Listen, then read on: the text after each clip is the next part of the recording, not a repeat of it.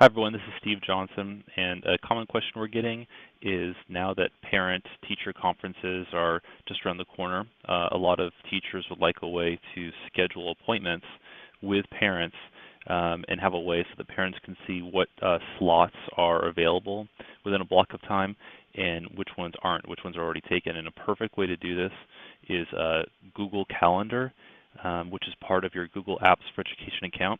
And within Google Calendar, there's something called appointment slots. And this gives you exactly what I was describing, a way to create a block of time where parents can sign up for different appointments throughout that block of time. So the way that you do this is you first log into your Google Drive account. So that's where I am right now.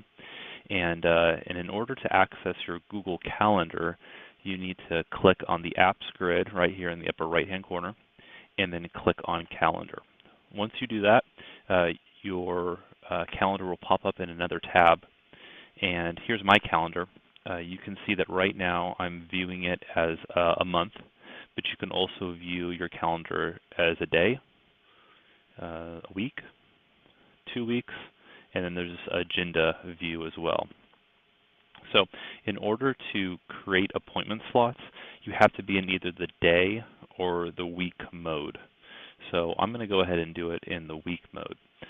Today is Thursday, October 2nd. Let's say I want to create some appointment slots on Friday.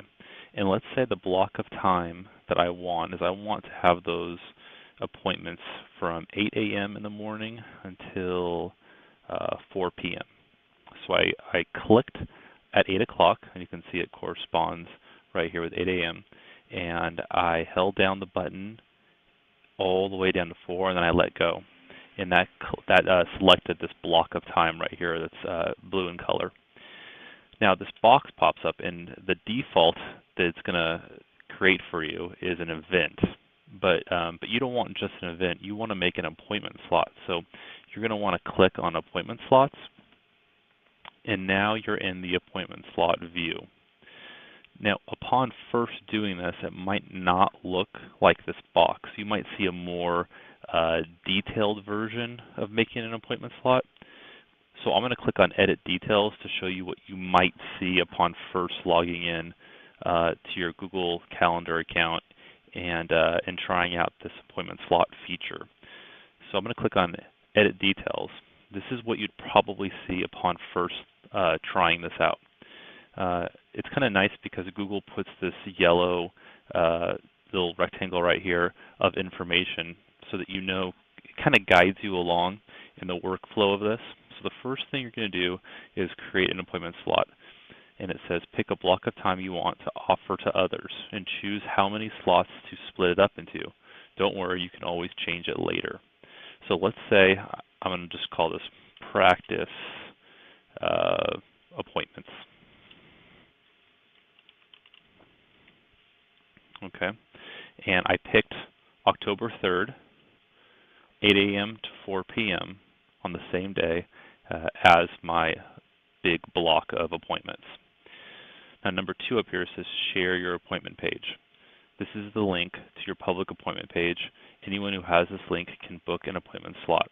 This link right here is what Google is referring to.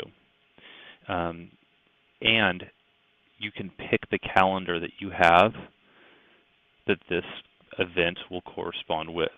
So right now, let's say I want to use my appointment calendar.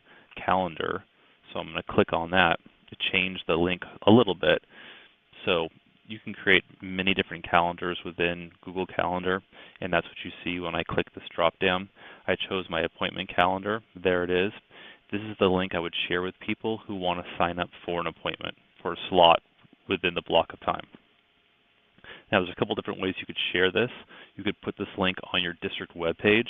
That'd be a great place to go because then you can just direct people to the district webpage in order to access the event I'm about to make. You could share it with your students via email or Google Classroom, because Google Classroom allows you to share stuff via a link.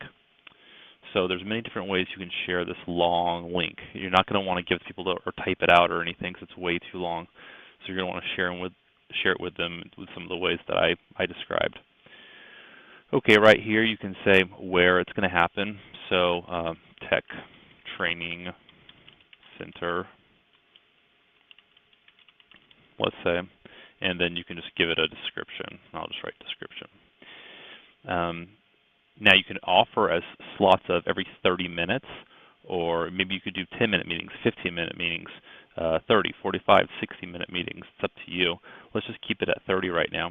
And then you can add guests. Now let's say you added a guest to this. This guest, the only reason you'd want to use this if this person was going to be at every single appointment. So if you're having a block of time from 8 to 4 p.m. in the afternoon and you want people who are going to be there the whole time, then you can add their email addresses here.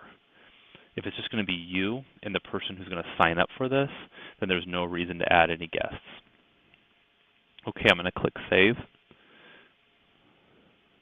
And it says right here, created appointment slots, practice appointments, that's the name of it, on October 3rd at 8 a.m., starts at 8 a.m., it goes to 4 p.m. And now what people can do is they can use that link, and if I go ahead and click on this again, I can go back to the edit details, or I can delete it if I want. But I'm going to go back to edit details. And people will be able to sign up for slots every 30 minutes during this block of time.